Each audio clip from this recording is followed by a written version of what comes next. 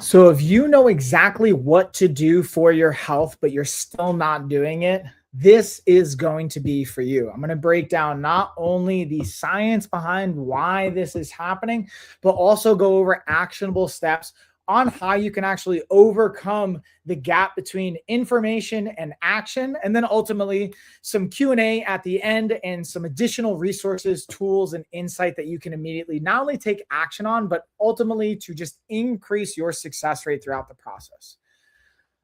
So first, I mentioned the science. If you guys want to see any of the citations for what I'm referencing, this will always be up in the blog post that I put out after our lives. So if you're actually watching this live, there will be a blog post that comes out afterwards each week. You can check that as well. I'll also put it in the show notes. You can join our newsletter, all of that good stuff. But ultimately, again, you could probably relate to this, right? You know what to do. You've gone on either a information kind of hunt, or you've gotten the book, you've taken the course, you've done the thing, but ultimately there's a gap between the knowledge and the action. And there's a couple of different reasons why that can take place, but I'm willing to bet, based on a variety of things going on now, I'm going to say that it's related to some dysregulation. And what I mean by that, the fancy kind of dynamic to that is with our nervous system being dysregulated, it's going to make it extremely challenging to actually implement and take action on any knowledge that we have.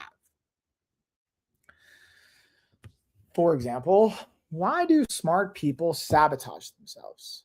Or why does discipline disappear under stress? It's not just about knowledge by itself. It's also not just purely relying on discipline and willpower, which is a great thing, but it's a multifaceted, multivariable approach that we're going to dive into. And I'm going to look at some of the science related to this that's going to give you some insight. And again, feel free to ask questions, not only if you're watching this live, but if you're watching the replay of this, ask questions. I will circle back. I will even address it in the Q&A for this, but I will also circle back to our replay and in the comments and add some value. So number one, stress impairs executive function. And I will explain both of those things here.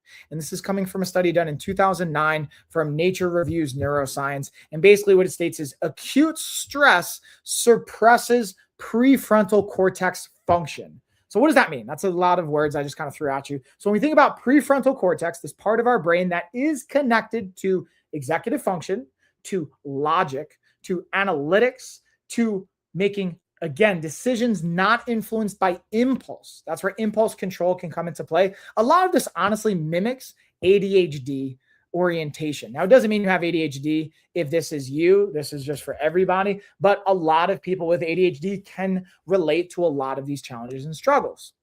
Now, when we increase stress acutely, it will plummet executive function. It will plummet prefrontal cortex function and activation. So if you're already someone with ADHD and having some prefrontal cortex activation issues, or you're someone that has a, let's say, neurotypical brain, but you are feeling stress, this is going to lower it. That's one aspect. Again, I'm going to get to what you can do with this information after we go through these 5 kind of data checkpoints. But I first wanted to give you how we are arriving here and what might be influencing this. Number 2, sleep loss reduces impulse control. So stress is going to have a factor that's related to impulse control and executive function, our prefrontal cortex, but also sleep loss, getting less than 7 to 9 hours of sleep on a nightly basis will reduce our overall impulse control. This was from a study back in 2010. Even one poor night of sleep reduces our cognitive control and impulse control, again, relating to our prefrontal cortex firing. And it can also exacerbate maybe some areas of our brain related to the limbic system and emotional state, being able to play with some impulsivity as well. So we have stress, we have sleep. Now let's look at another aspect of stress as well. Stress pushes you towards habit loops. For better or worse, it's going to push you towards habit loops that you have already created. So under stress, this is from a study done in 2009, under stress, behavior shifts from goal-directed will go to habitually directed behavior patterns. So you can have a new goal. This is like, for example, New Year's resolutions, especially it's February, right? So at least the time I'm doing this live, if you're watching a replay, doesn't matter what time of year. I'm curious to see if anyone wants to share in the comments in the chat. And hey, maybe you're a person that actually set a New Year's resolution, you're still crushing it, but statistically, likely you are not. And the point of saying that is also, I appreciate the questions here in the chat. I see you. I'll get to you. And simple answer is no, but I got you. And being able to realize that you want to set up habits, and it's kind of goes to this expression I pull from sports or martial arts, is you don't fall to, or you don't reach or attain the level of your goals. You fall to the level of your training or your behaviors or your habits. This is again referencing a study from 2009. So under stress, again, behavior will shift from your goal-oriented direction to your habits that you've created for yourself. So it's important to realize we want to lean into our habits. What habits are you creating? And then things are going to get stressful at different points. We'll talk about the actions you can do with that information. That's another factor here. Number 4, environment drives behavior. So we talked about behaviors and going from, let's say, goal to habit. Environment's going to also drive our behavior patterns. This is from a study in 2007. 40 to 45% of daily behaviors are automatic habits. Here's an interesting one too, that is just a fun nutritional data point I saw from another study that we were doing on another topic, is on average, on a daily basis, the human brain and the human experience will drive over 200 nutritional decisions, just dealing with food and nutrition and things related to that on a daily basis. So let alone all the other decisions and factors and things we're going to have to think about. So environment's going to drive our behavior. If we're in a constantly stressful environment, if we're in our normal environment where things are laid out, a variety of things are going to compound on that. So we're going to kind of look at that again as some options for actionable things we can focus on. And last of our data points, number 5, exercise improves executive function. Exercise is going to improve prefrontal cortex activation as well as other areas of our brain, specifically aerobic exercise. And aerobic exercise is also going to increase hippocampal volume and activity, as well as improves overall cognition, but it's also going to increase prefrontal cortex activation. And again, this is from a study in 2011 that's referencing this. So if you notice, these are like all studies from the like early to mid 2000s so far, but the data kind of will hold up. And we can always circle back and challenge some things. If you guys ever want to like challenge this data, I'm happy to like hear that out. Also, hello. What's up, everybody on YouTube? I appreciate you saying hey. Again, feel free to drop additional questions. I'll get into them when we have our Q&A. But to recap these 5 data points related to, you know what to do, but you just aren't able to execute. It can be stress related. Stress is going to impair our executive function, which is our analytical, rational portion of our brain that lets us make rational decisions. Prefrontal cortex activation. Number 2, sleep is going to reduce our ability to control our impulses. So we're going to have more impulse control issues when we're getting less than 7 to 9 hours of sleep. Even one poor night of sleep reduces cognitive control. Number 3, stress pushes us towards our habit loops. So if you've already created a habit, let's say when I'm stressed out, I want to eat sugary oriented foods at night to decompress, which is a real thing. When I'm stressed out, I'm going to be more inclined to do that instead of going towards a potential new goal that I'm working on, which is to lower my body fat percentage or whatever the thing is for most of us that we can relate to. We're going to go towards the habit we've already created for ourselves. But I've been able to, again, and we'll go over some of the actionables, redirect some of these habits and how can we stack these things. Number 4, environment's going to drive our behavior. 40 to 45% of our daily behaviors are automatic habits at this point that are going to be influenced and related to our environment and routines related to that. Then number 5, exercise improves executive function. Exercise is going to increase activity of our prefrontal cortex. It's going to increase hippocampal volume and improve our overall cognition. This is a fancy way of saying exercise, if it were a pill, it would be outstanding as far as what it can do for your brain and for your body and your health. So that's just a little bit of like what the science is showing us in the foundation of what we're talking about here. So now, again, we have this information, right? This is the ironic part. You have all the information. Now let's talk about what we're going to do with it. That's going to allow us to take the gaps on here's what I want to do to what I'm actually able to implement. And the formula I like to use here is taking awareness. We're aware of where there might be some gaps in what we're doing, or we're aware it's not working out for us. We combine that with intention, and we combine that intention with action. And ultimately that is going to lead us to results, growth, and transformation. So here's a couple of signs to look for as well that might be going on in life. If you may be unaware that you're even stressed. You're like, oh, this is just my daily life. Especially if you're a parent, you're a business owner, you are dealing with what feels like your typical day today. Here's some things to indicate you might be dysregulated. Your system might be dysregulated. You may be overly stressed, chronically stressed, and overtaxed. Number one, you scroll at night instead of sleeping. I was literally just talking to Carrie, my fiance, about this before. I know a lot of us can run into the routine of like, oh, well, I want to decompress. So I'm going to scroll on social media, or I'm going to watch TV or do those things. Again, I'm not saying it's right or wrong, but if it's not aligning with the quality of life that you want, you're not hitting your goals, it's an opportunity to reflect, saying there's probably something amiss here. There's a dysregulation component going on. So if you scroll at night, let's say you're even in bed, let's say you not only have your Netflix time, all that, then you find yourself in bed and you're scrolling and you can't go to sleep. That's a great example of real-time dysregulation going on. Number two, you snack instead of training. For example, we're trying to work out, but instead of doing that, you're like, I'm going to eat instead. Or you snack instead of sleeping even. We can substitute those things. You're going for food as an easy dopamine fix and a system regulation tool, as opposed to going to your training or whatever habit is that you're focusing on. Number three, you react emotionally. You're more emotionally oriented and you have a harder time regulating those emotions, and in general feel what we would call emotional dysregulation. Number four, you delay workouts. You push them off, or you delay other actionable oriented habits and things that you said you would do. Oh, I'll start it next week, or I'll start it tomorrow. I'll do it on Monday. And this is number five. You say, I'll start Monday. You say, I'll start tomorrow. You say, I'll do it later. Again, to recap these things, this isn't laziness inherently by itself. This is a nervous system overloaded with chronic stress. Now, that doesn't mean, hey, we don't want to look at this. It doesn't mean there's not going to be a component of discipline, of willpower. But what it's indicating is obviously the way you've structured your life, or the way I've structured my life, or the way we in general have structured our lives, it is creating dysregulation. And we get to reevaluate this. You can for sure push through and use discipline. And I've coached people on doing that. But being able to go back to reevaluating the systems, reevaluating what got you here in the first place. So I'm going to pause. I'm going to just check the chat and see what kind of comments we got here. Sure. Yeah. Nothing might be worth the risk. That's can be a valid statement. I'm not sure the context, but appreciate you. Thanks, Rome. And we'll see if we got anything else coming in there. Doesn't look like it. So we're going to keep on going on to the next component of this, which is looking at the re-regulation, or the regulation component, and the four pillars related to this. This is, again, the actionable parts. This is, all right, you know what to do. This is what you get to take action on. So number one, we talked about sleep and stress. Protect 7 to 9 hours of sleep. But in general, this is the deeper component to it.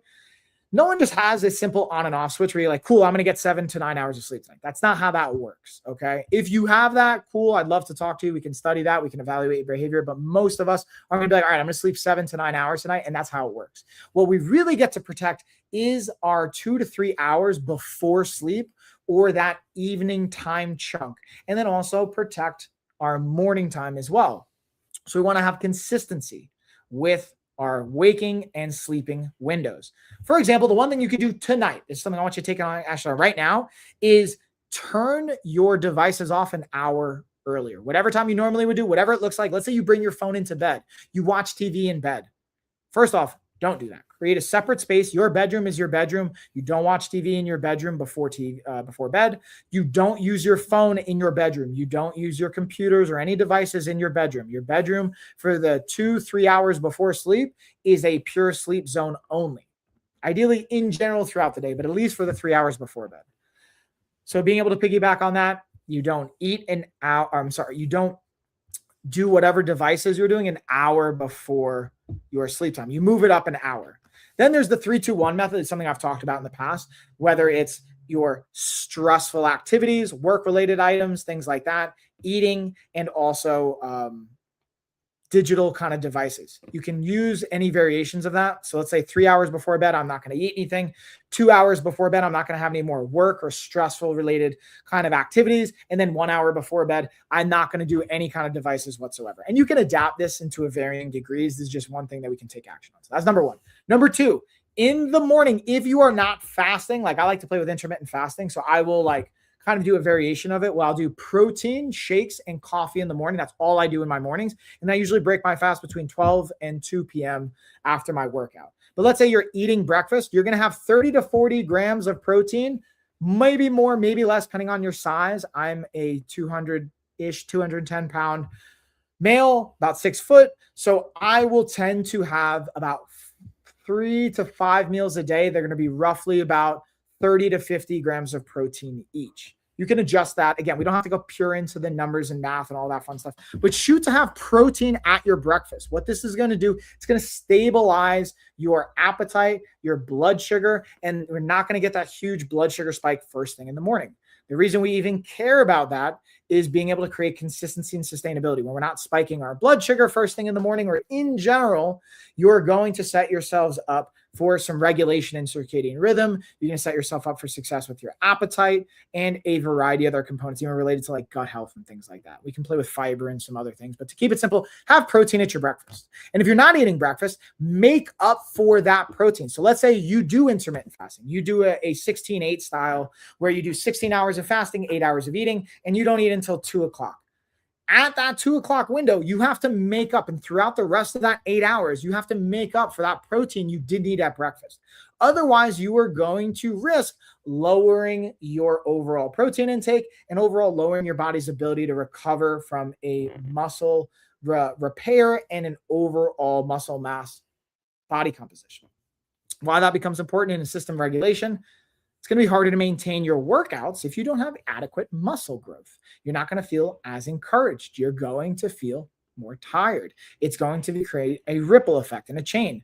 So that's why we want to have protein at breakfast and or make up for the protein you're missing at breakfast throughout your day if you're doing intermittent fasting. Number 3, get sunlight and movement. 10 minutes of sunlight and movement within the first 30 minutes of waking in a perfect world. But realistically, I told you in the first hour, that's money. And it doesn't necessarily even have to be outside if you're in dead winter. Like ideally, yes, it's outside. But if you can have a sunroom in your house or a room with a lot of windows, be able to get in front of that, get some sunlight, open up the blinds, and then just walk around. Like it's February right now. It's actually like 50 something, maybe 60 degrees where I'm at. But let's say it was cold. It was like 5 degrees a couple weeks ago. I would say, okay, I'm not going outside except to shovel, not getting a bunch of sunlight per se. I'm going to have the windows open. I'm going to walk in front of the windows. I'm just going to walk for 10 minutes in front of the windows, do a little bit of calisthenics or some movement, some shadow boxing, whatever that looks like. But getting 10 minutes of sunlight and movement within the first 30 to 60 minutes of waking up, this is going to improve your dopamine to start the day, which is our motivation signal. It's our reward neurotransmitter and our motivation neurotransmitter. It's also going to help impact your circadian rhythm, your serotonin levels, your vitamin D. It's going to impact your testosterone. It has a huge chain reaction that's going to be really impactful here. Number 4, breath work. 5 minutes of breathing before reacting is absolutely money. But 5 minutes before breathing can feel so overwhelmingly out of the picture. We start with what's possible. And I invite people to start with 30 seconds. And being able to do that will downregulate our sympathetic nervous system, which is our fight or flight state. So if you're worked up, if you're emotional, you're going to get into your sympathetic state more than likely, which is not the place we're going to be for making rational decisions. In that sympathetic state, you're going to be more potentially illogical, emotional, and impulsive. So being able to slow our breathing down for 30 seconds, ideally for 5 minutes, is where it's going to have a massive impact, and be able to transition into our parasympathetic state, our rest and digest state, where we're going to be a little bit more clear-headed. We're going to be a little bit more impactful and be able to be a little bit calmer. What's going on, Kragan? Hey, it's going good. We're getting into the deets here. You know, how you doing? Again, feel free to ask questions, guys, as we're going through this. Don't mind as I randomly will like tag into the chat and say hey to everybody. So to recap those things, these are the actionable pieces you could do right now, today, to have an impact, to bridge the gap from your knowledge of your health and what you want to get done to actually implementing and creating new regulation-oriented habits. 1, protect your sleep like it is your job. It is the most important thing you can do. Prioritize your sleep. That's been something that I get to continuously refocus on, especially having kids, between traveling. We just got back from our retreat. It's impacting that. Being able to manage having a 10-month-old, being able to manage having a partner, having kids, they got to get to school, all these co-parenting. We have half of the kids in the house, half of the week. And then we have the other half of the week where we just have hope. So being able to regulate our routine. So having some consistency. I'll be honest. I'll give you guys a perfect example. When I have my 2 older daughters, or 3 older daughters combined with my stepdaughter as well, I wake up usually around 5:45 in the morning to bring them to school. So half the time, half the week, I'm waking up at 5:45 on Thursday, Friday, and Monday morning to bring them to school if I have them that weekend. If not, it's Thursday and Friday mornings. And then the rest of the week, I'm usually waking up around 7 to 8 o'clock, which is a bit of a gap, right? And that's because I'm really grateful, Carrie. And this is an opportunity. I'll be honest, the reason I do that is I will change my windows, because when I don't have the kids, I stay up a little bit later. I get a little bit more productivity done. I push, like right now, if I had the kids, I wouldn't be doing this live stream. I even have a coaching call after this. I wouldn't be doing these things. The point of saying this is I do even have a rhythm. I have similar sleep and wake times depending on what stage of the week it's at. Now, it's not going to be every single day, but it's a weekly routine that looks consistent. And maybe it's a monthly routine that looks consistent. It's going to vary. Maybe it's a seasonal routine that looks consistent for you, but it's finding consistency in that. The next piece is being able to have protein at breakfast. For me, I drink coffee first thing in the morning. I have a little coffee station right over here over my shoulder. I have my protein shakes pre-made, or we'll have powders. Shout out to PES Science. That's not even a sponsored plug. They did sponsor our retreat. I'm just giving them some love for taking care of us, but I'm fortunate. I have a bunch of companies that'll send me out protein. PES is one of them that has in the past. And whether I'll pay for my protein shakes, like Pure Protein's one I literally pay for right now, the pre-made shakes. PES actually sent us some. We drank them all on the retreat, so I'm going to have to get some more from them. The point is, I will have protein with my coffee. That's how I get my protein in the morning. And then I break my fast after my workout, usually around 12 to 2 o'clock, depending on how the day is going and what's going on from there. So for you, if you don't want to do intermittent fasting, get protein in the morning. 30 to 40 grams of protein can be a nice food, anywhere from 20 to 40 grams. Again, if you're not sure how much to eat, talk to me, someone on our team, reach out to LOF. You can get on a free call. You can go to our website. We'll take care of you. And now more than ever, you're even able to leverage insurance where it may not even cost you anything. You can leverage your insurance, your HSA, your FSA. We have a variety of really cool options. Point is, get your protein in. If you're not certain, talk to someone. If you are not doing breakfast, make up for that protein throughout your day. Whenever you break your fast, if you're not going to do a protein shake with your coffee or something like that, make up for the protein you're not getting in that meal if you're skipping it. It's going to help stabilize your blood sugar. It's going to help repair and continuously grow the muscle that you want, the lean body mass. It's going to help with a variety of things. Number 3, within the first 30 to 60 minutes of waking up, have 10 minutes of sunlight and movement. If it's dead winter and you don't have access to outdoor sunlight, use windows like what I have behind me. Get out in front of that sun. If, let's say, you live in Alaska or somewhere where you're like, you know what, I've got like 4 hours of sunlight throughout the day, you can get artificial light. It's not the best thing. There's things even on Amazon. I realize now in hindsight, I should have probably added that to my carousel, because I actually have some light therapy, some things like SAD, seasonal affective depression disorder lights, and things you can get like circadian rhythm lights you can get as well. I'll have to add that when we do the blog post. If you're listening to the podcast, or you're listening to this like repurposed, not live, I'll add that into the mix. But you can even, again, go on Amazon if you guys are watching this live on Amazon. I don't have that, but you can even go to like some of our supplements, like vitamin D is a great one, magnesium. They'll help with those components, but you can get like, again, a light therapy oriented thing. And lastly, breath work. Ideally 5 minutes before reacting. I have this again, access point. I say at least start with 30 seconds.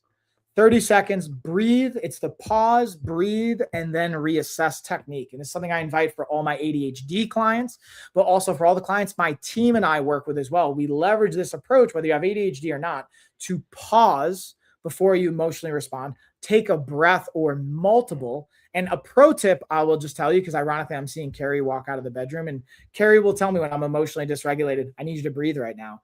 Here's a pro tip. Don't tell someone to breathe. You as the individual need to like get that for yourself. Otherwise, it's not going to necessarily work. It's going to be more emotionally triggering from my experience. So have visual cues to breathe. Be able to have a system, or what I've worked with people, I have my watch. My watch is actually a helpful prompt to get steps in, to also breathe.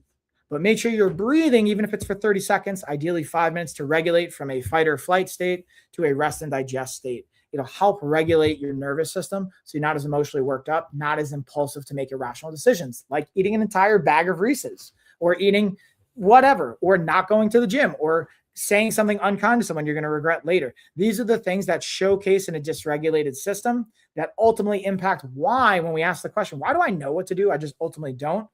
Your emotionally dysregulated system and you're overly stressed. So this is another actionable. So to recap all 4 of those things, first, protect your sleep like it's your job. Like you are getting paid $1 million a year to sleep 7 to 9 hours a night. So that means, again, you don't have control of how many hours you sleep, but protect, hey, what is my intake of whether it's social media? Like I personally don't bring my phone into the bedroom. I just don't let my phone in my bedroom. I'll still watch TV. I'll still read. I'll do certain things. But if I have a hard time sleeping, I'll find journaling, reading becomes helpful. Not using the TV. Maybe using the foot massager that I can hear that Carrie's putting on right now from Montrax. They're actually a great brand. We really enjoy them. Carrie's probably going to put out some videos on them because it's literally, I don't want to put words in your mouth, Carrie, but you're saying it's literally been like a massively impactful thing for you, right? So it's changed her life. So being able to, that's how I know I got a good Christmas gift, was shout out to me.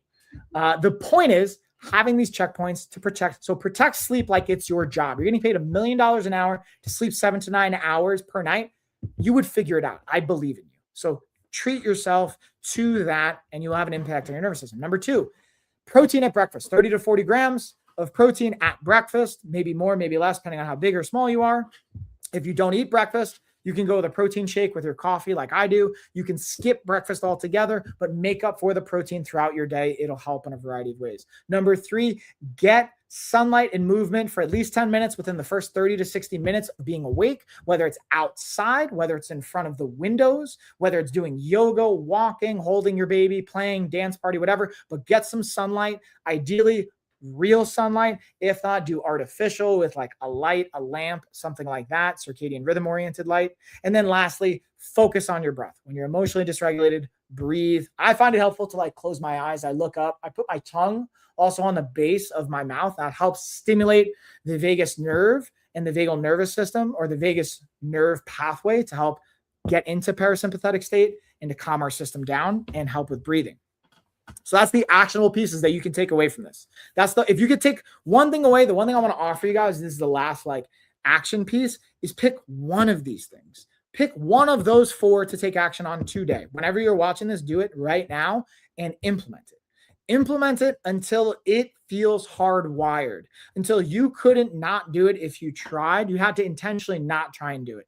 That's the one thing. Because think about it, people want to do like, oh, I'm going to do all these things all at once. I'm going to drink more water. I'm going to eat less sugar. I'm going to get more sleep. I'm going to exercise more. I'm going to stretch more. I'm also going to journal. I'm going to read. That's like a million things to do. You're going to fail at all of them. Statistically, you're going to fail. If you pick one thing and you execute it for the next month, the next 2 months, and you did that again for the entire year, you would be way more successful. And you probably have 3 to 5 really dialed in strong habits at the end of the year that you could have the rest of your potentially life that will set you up for success. So instead of trying to do all of these over the next 100 days, do one of these over the next 30, 60, 100 days, and then do that again until you get all of them dialed in, until you get all 4 of these dialed in. And then it'll have a chain reaction from there.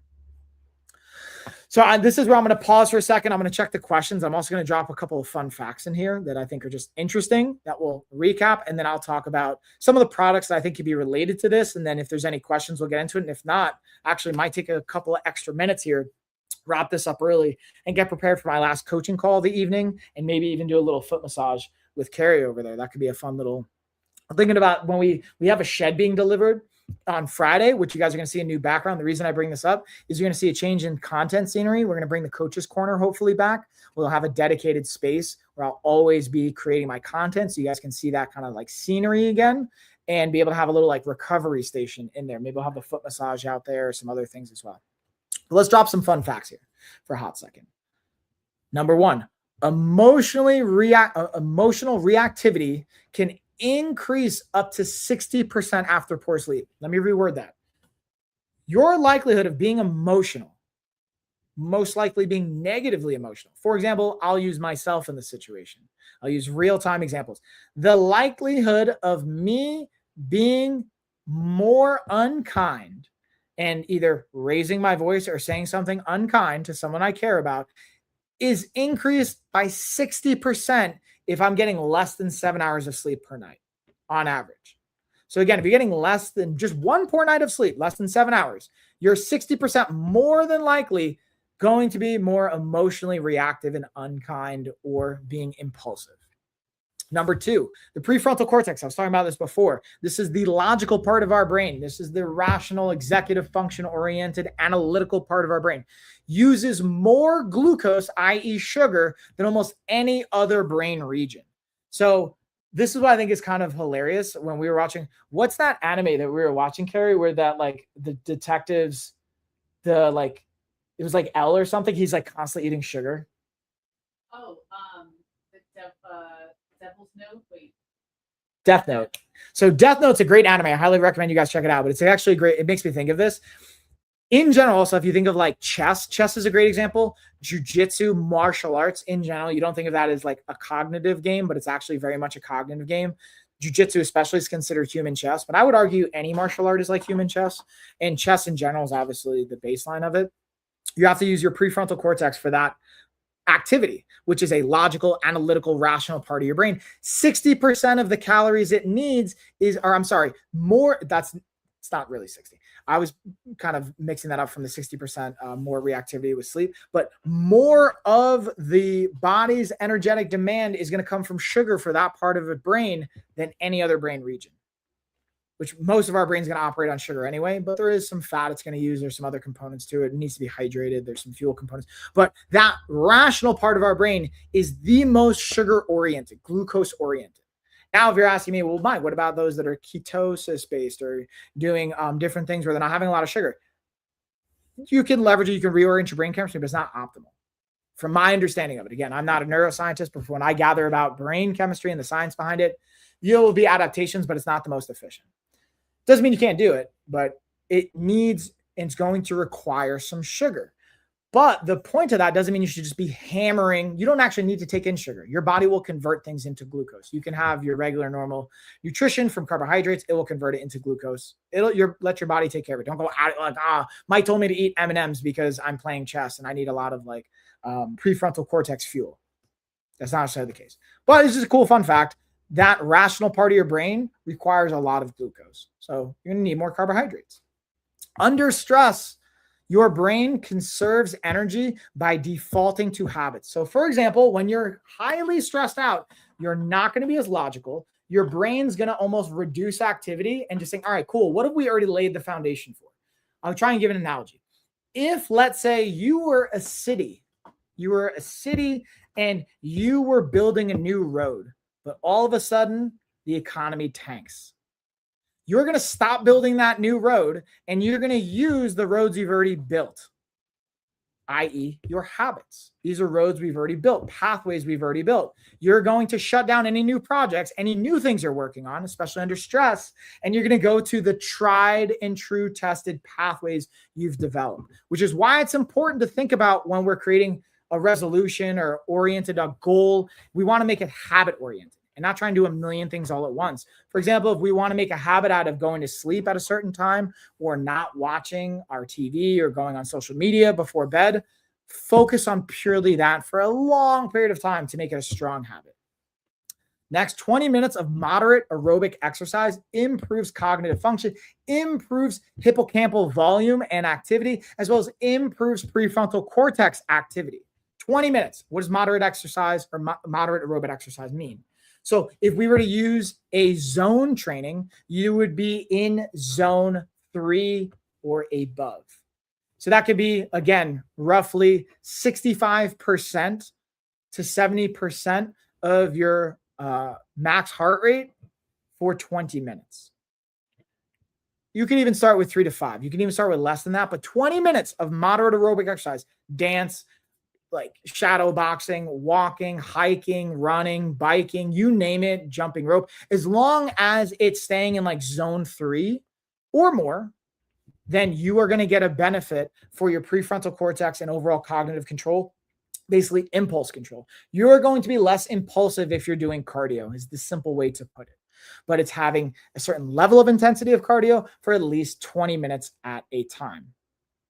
And lastly, morning light exposure improves circadian rhythm alignment. It's a fancy way of saying you get exposed to light early in the morning, you're going to stay on a consistent sleep routine and your body's going to stay in a particular rhythm. That's why we stress that, and why in general people talk about circadian rhythm. You're like, why is circadian rhythm even important? It helps keep us in a predictable pattern, not only for sleep, but for as our body produces other hormones, as it produces different types of habits, rhythms, neurotransmitters, signaling. All of these things are related to our circadian rhythm. And that's pretty much it, y'all. So to, again, recap all of this, to go from the science all the way down to the insight, to the actionables. For the science, number one, stress impairs executive function. Acute stress suppresses prefrontal cortex function and executive function. Number two, sleep loss reduces impulse control. Even one poor night of sleep, less than 7 hours, is going to reduce our impulse control and overall cognitive control. Number three, stress pushes you towards habit loops. When you're stressed out, your body's trying to conserve and your brain's trying to conserve energy, so it's going to default to habits you've already created. So you want to make sure that you're creating strong habits for yourself. Don't be surprised that you try to create a new habit, you have a crazy stressful event. Like let's say you're moving and then all of a sudden you're like, why am I eating pizza and going to fast food and things like that? It's like because you're stressed out and your body's going to its default habit. If that's been a habit you've created, don't necessarily judge yourself for it. Yes, you can use some discipline, but also be mindful of like, all right, how can I try and create a habit ahead of time? If you know you have to move, really be intentional about creating a new habit. If you've already had to deal with this stress, yes, that's where using acute willpower. We could talk about that in next week's potential episode. Okay, great. I have all this insight, but I need some acute discipline and I need some acute willpower. What can I do with that? There's strategies we can get into. If you guys are interested in that, let me know. We'll totally dive into that. Then number four, environment drives behavior. So 40 to 45% of daily behaviors are automatic habits and are related to our environment. For example, I have a high five on the mirror in the bathroom. I give myself a high five every morning. I say, I am devoted. That is an environmental habit. I don't know if you noticed this, Carrie. I didn't do that when we were in Joshua Tree. I didn't high five myself in the morning because I didn't have my little high five signal. And I even told myself I was going to pack it. But I just didn't because stress, all these things we literally just talked about, because, and also carried in meditate because we're in a new environment and we're out of our routine. We don't have those cues. The point is, it doesn't mean you can't work around that. What I ended up doing is once I got back home, I immediately got back into the routine. I was very intentional with that, but I also still kept journaling and planning, and I still did my prayer and I did some baseline things that are built around my morning routine. But environment is a huge cue. So leverage it where you can and also give yourself some grace when the environment changes and try and set yourself up for success by adjusting the environment you're going into. And then number five, lastly, from the science side of it, exercise improves executive function, especially aerobic exercise. 20 minutes of moderate aerobic exercise or more will increase hippocampal volume, activity, prefrontal cortex activity, and improves overall cognition, as well as just any type of exercise, resistance training, martial arts training, aerobic training, anything you do exercise oriented will have an impact on your prefrontal cortex, on your just brain function in general. Now, the questions we ask ourselves, like, how do I know this is me? You scroll instead of sleep. You snack instead of training. You react emotionally more than you would like. You delay workouts. You say, I'll start Monday. Again, this is not laziness by itself inherently. This is a nervous system overloaded or dysregulated. That's how I knew, like last week, I was very intentional when I got back to like decompress for a week because I was feeling myself being more emotionally like dysregulated. And I was like, I can feel the stress and I can feel all these things. Even though I was working out, I wasn't necessarily snacking instead of training. I could just feel the emotionality to it all and feeling like, oh, you know what? I'm going to like, instead of doing these tasks, I'm going to do it Monday when I'm like, yeah, this is a good example of like my system's overloaded. I need to regulate my nervous system before I can get anything. And now today, like I've been super productive, even yesterday, super productive. So I can see from regulating my nervous system, I've been able to get back into that groove. And it's important to notice that. So again, the actionables, number one, protect sleep, protect 7 to 9 hours of sleep. Like it's your job, like you're being paid millions of dollars a year to be able to do that. And again, you can't control your sleep, but you can control the routines around your sleep and wake times. Focus on the 3 to 1 hours before bed and the 1 hour after you wake up. Like you're getting paid millions of dollars. Number two, have protein at breakfast. 30 to 40 grams is ideal. You can always adjust it more or less if you're not clear. Again, talk to someone here on the team. You can schedule a free call with us. We'll take care of you and give you some insight. We can even get coaching if you need that. You could just look it up. There's so many formulas. Even on our app, we have a free formula we share with you how you know what protein to take in. And number 3, getting sunlight and movement. We're talking about the first hour of waking up as part of your routine. Getting 10 minutes of sunlight and movement within the first 30 to 60 minutes of waking up. It's going to improve your dopamine, your serotonin, all that good stuff. Yeah, Nina, what's up? Nina says, hey, by the way. Yeah, it was a great time in Joshua Tree. And then from a breath work perspective, number 4, focus on your breath. 30 seconds as a baseline, 5 minutes if you have the bandwidth and the capability to do it. It's going to help regulate your nervous system. The technique I will echo here is, again, pause, breathe, assess. Hope is not using that. She's freaking out. Hope literally just heard me talking to that, I'm guessing. But again, pause, breathe, and then assess what you want to do. When you breathe first, you regulate your nervous system. You're more likely to make a less than impulse-oriented decision. You're going to be more rational, logical. And then again, lastly, for this, just pick one of these things. Pick one of these things to focus on right now, whether it's your sleep, whether it's your protein, whether it's your breath, and just pick one of these things and be able to build a system and a habit around it. That small adjustment will compound over time for a massive transformation. That's pretty much it, y'all. Again, if you want to see the citations for this, where I'm getting the data from, if you want to see more about the products and you're catching the replay, you can not only go onto our blog, we'll have it cited on the Amazon side. I didn't have the circadian rhythm light, so I'll actually add that to it in our blog. You can, again, just go on and search it. On TikTok as well. I'll kind of add it into our shop and our storefront, but I will add that in. I do have some recommendations on my ideas list. If you just go to my storefront homepage, you can just look up light or circadian rhythm or circadian light or anything like that, and it'll have a couple of the products I've used in the past that I do like here. And again, feel free to just ask questions. We're finishing up the live, but if you go on the replay, wherever you're watching this, drop questions. I always love hearing from you guys. Also, thank you to Nina for dropping by, saying hey, for Kraken, for Romeo, bruh, and Peter. Regardless, whatever you guys are asking or just saying hey, I appreciate it. If you're not already, please follow, subscribe, all that good stuff. But I'm going to go charge my laptop, get ready for my last call for the evening, and then actually implement some of these things. This is literally like next hour is going to be my last hour of work stuff before I start to transition. And then I'm going to have my last meal for the evening, and then we'll start to wind things down. So I'm literally going to implement the sleep thing is the biggest thing I focus on. I know when my sleep's dialed in, the rest of my life tends to be really, really aligned and smooth. It's not always perfect, but that's where it's at. So thank you, everybody. Hopefully this is valuable for you. And again, if you even have requests on topics, you can go to our website and you can go to lifestyleoffitness.com. We even have an area you can vote on topics. We were giving away a $50 gift card. I think I'm going to bring that back. Shout out to our winners. We had some winners for the $50 gift card. We even had a $70 gift card we gave away when we had 700 subscribers on YouTube. I'll have to do a $100 gift card when we had 1,000 subscribers. So if you want to help get us there, follow us on YouTube. Also, lastly, really quick, we just launched our new Instagram account, The Lifestyle Experience on Instagram. If you guys want to give that a follow, I'd really appreciate it. It's basically going to be all of our retreats, all of our pop-up events for the Lifestyle Experience, bringing our coaching and everything together and all our collaborations. It's really exciting what we're working on with that. That is pretty much it, y'all. I will see y'all in the next one. And also just a quick shout out to Funky Junk for hooking me up with this girl's dad hat. I kept it backwards the whole time because the lighting, I think it would be a little bit better, but I don't know. I like the vibes. I like the look, but later, everybody. See y'all in the next one.